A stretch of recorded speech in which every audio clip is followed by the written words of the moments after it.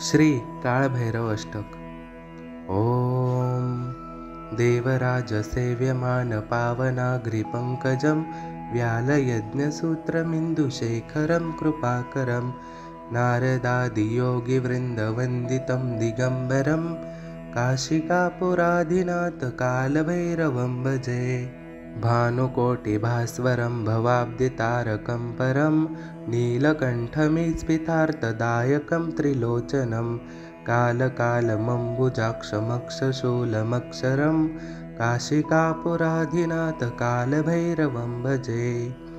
शूलटङ्कपाशदण्डपाणिमादिकारणं श्यामकायमादिदेवमक्षरं निरामयम् भीमविक्रमं प्रभो विचित्रताण्डवं प्रियं काशिकापुराधिनाथ कालभैरवं भजे।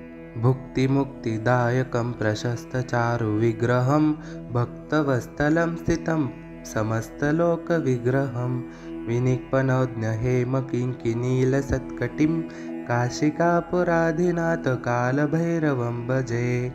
धर्मसेतुपालकम् अधर्ममार्गनाशकं कर्मपाशमोचकं सुशर्मदायकं विभुं स्वर्णवर्णशेषपाशशोभिताङ्गमण्डलं काशिकापुराधिनाथ कालभैरवं भजे।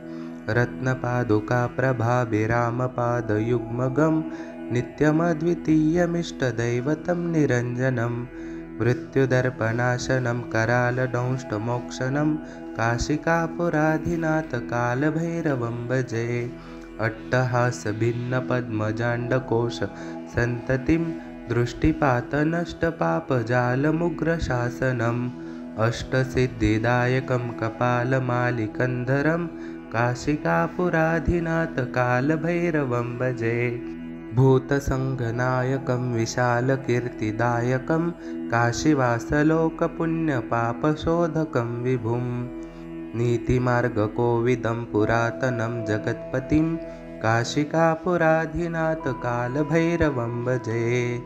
कालभैरव अष्टकं पठन्ति ये मनोहरं ज्ञानमुक्तिसाधनं विचित्रपुण्यवर्धनं शोकमोहदैन्यलोभकोपतापनाशनं ते प्रयान्ति कालभैरव अङ्घ्रिसन्निधिं।